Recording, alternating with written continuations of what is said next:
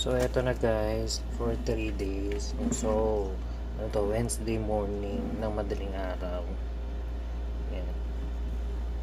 Ayan, tingnan nyo, oh.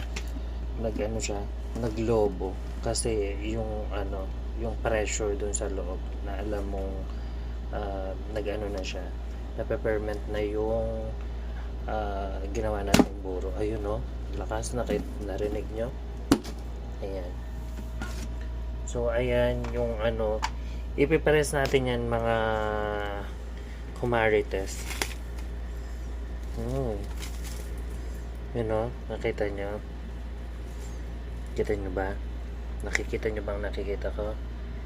Yan.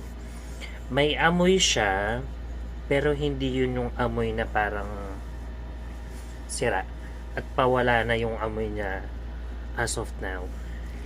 Ipipress natin yan kasi nagbubble, ay ano ba yun, umangat na yung yan. So yung 3/4 na ginawa natin nung ayan, halos mga lahati na lang siya. Yan. So ibig sabihin yan, nape-ferment ng maayos yung ating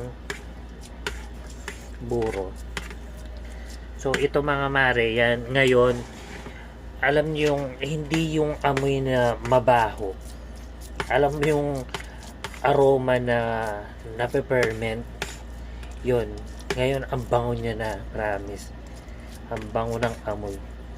Wala tong asin, purong bagong saing na kanin, at saka yung hipon. So yung hipon, inalisan ko ng ulo, pero yan may balat pa rin. Tapos yan, pinakalinis ko lang yung mga hipon, tinanggalan yung ibang paa-paa, kinumpitan.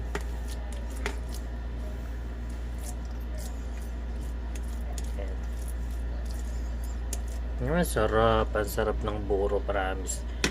So ayan na guys.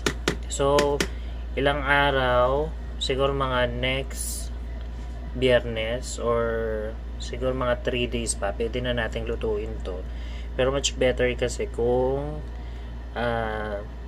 mga 10 days, yun, maasim na yun, may pagka maasim na, fermented na talaga yun.